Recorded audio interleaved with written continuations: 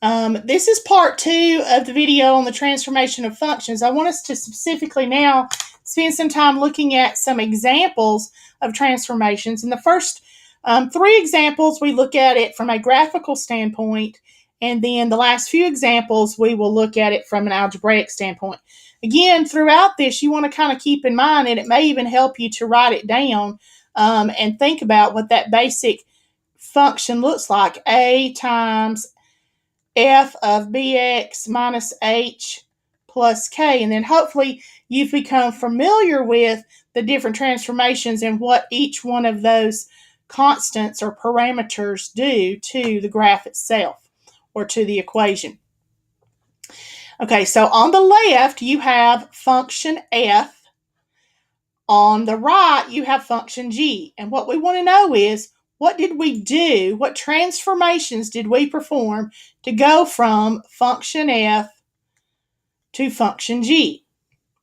So you want to kind of maybe focus on a specific point. Oops, I jumped off. You want to kind of focus on a specific point as you're looking at it. So I'm going to start with, let's say this point right here, which on the original graph function f is the point 1, negative 2. And I want to think about where that point is now on my new graph. On my new graph, that point is now at 0, 0. So I want to think about, how would I get there? How would I go from 1, negative 2 to 0, 0? Well, first off, I know it looks like I would have to go up 2 units. That gets me to the 0 line horizontally. And then I need to go 1 unit left to get that point moved up to 0, 0. So to go from F to G, I would have gone up 2 and left 1. Now I can confirm this. Again, I may want to do some other checking, but I can also confirm this if I look at another point. Let's look at this point here, which is at 3, 2. Okay, and now let's see. So it was originally at 3, 2. So let's think about, and now it's at 2, 4. So let's see if our transformation worked. If we start at 3, 2, and we go up 2 and left 1, we end up at that point. It doesn't appear that it was stretched or shrunk or anything like that. So the transformations were, we went up 2 and left 1.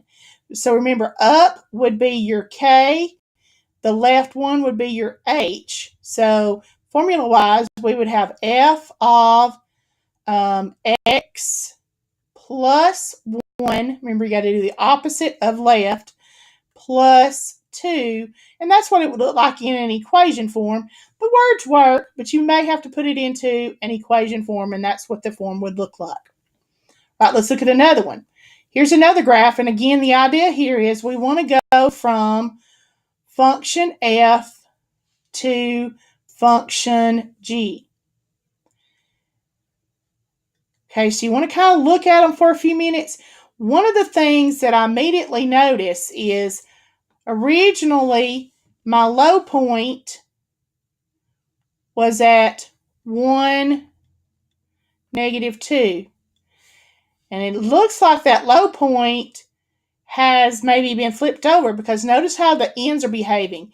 Originally in function f, you had up on the left and down on the right. And on function g, now you're going down on the left and up on the right. So that makes me think there probably was some sort of reflection here, and that it may be in a reflection on the x, because it looks like I maybe flipped it over like a pancake. So that tells me that eventually, whatever a is, it's going to be negative. So then let's think about these other points. Let's see, if we flipped this up, that would take us up here. So let's see. If we're originally at 1, -2, that's where our focus point, and you flip it up, we would be at 1, 2. Okay, so I flipped it up. All right, let's see. My original, I was at 2, 0. I'm still at 2, 0. I was at 3, 2. And if I flip over from 3, 2, I should be at 3, -2, and I am. Okay. But other than that, I don't think anything changed. It didn't really change positions. It just flipped over. So we would have negative of f of x. Okay, because the a would be the negative and the a is out front. So it'd be the negative of f of x. And let's do one more. Okay, again, we're trying to go from function f to function g. Well, one thing I noticed about this one, let's see, the ends are doing the same thing, so that doesn't make me think about a reflection. It looks like these little humps here, though, have gotten taller. The points, if I look at the key points, like my x-intercepts, they're still at 0, 2, and 4. So I don't think I moved to any left or right or up or down. But I do notice that my humps got taller. This is originally the point 1, -2. And on my new graph, it's now 1, -4.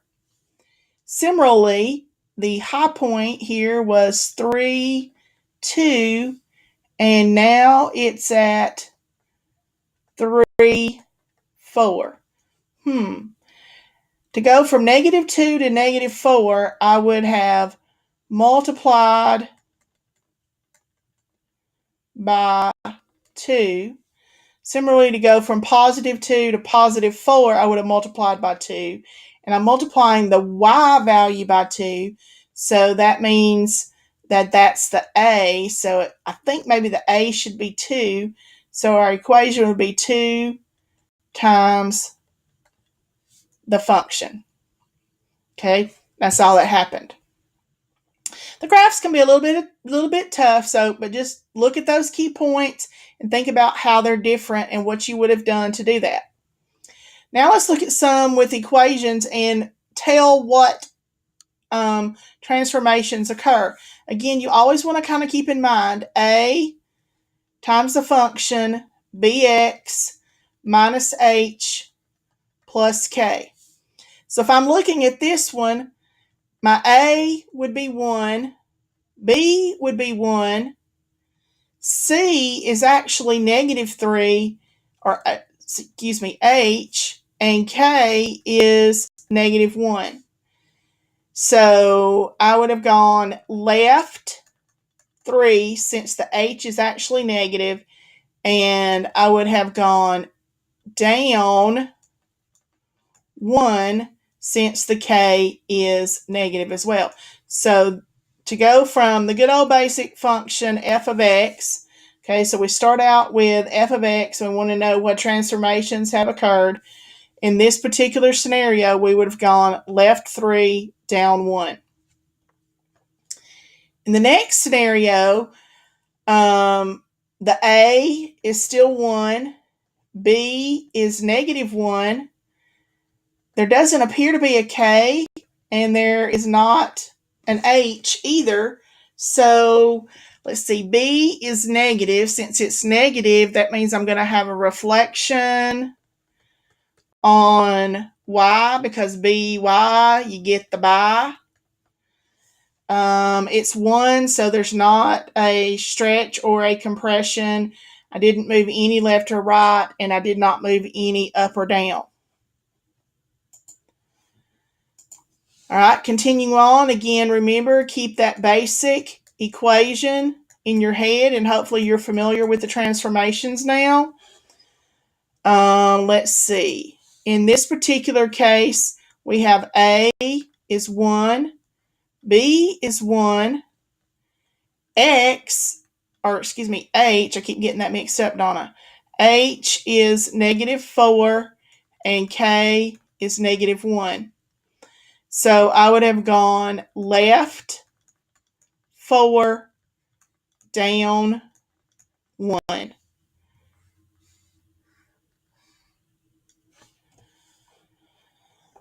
F of 5x, A is 1, B is +5, H is 0, and again, K is 0. So there's no vertical translation or shift. There's no horizontal translation or shift.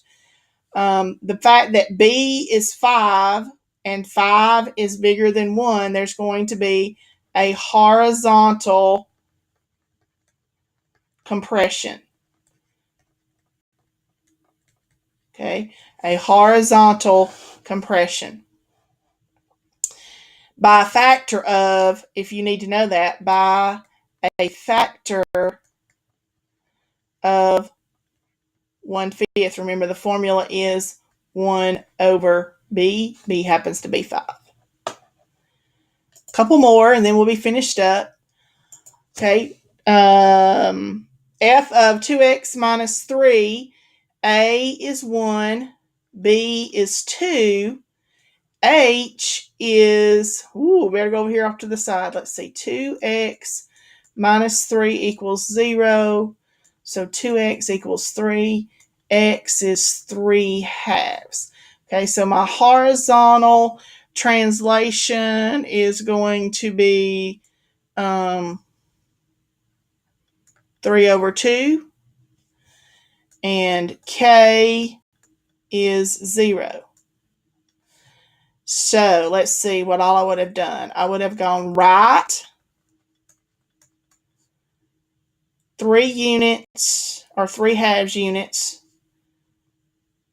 and B would be a horizontal compression because 2 is greater than 1, so you have a horizontal compression. None of the numbers are negative, so you don't have a reflection. And one more. This one's kind of got almost everything in it. Your A is -3, B is 1, H is 5, and K is 2. So I would go up 2, right 5, because the 5 is positive. We do have a reflection on X, because A is negative, and there's going to be a vertical stretch because A is greater than 1. I hope you find this helpful.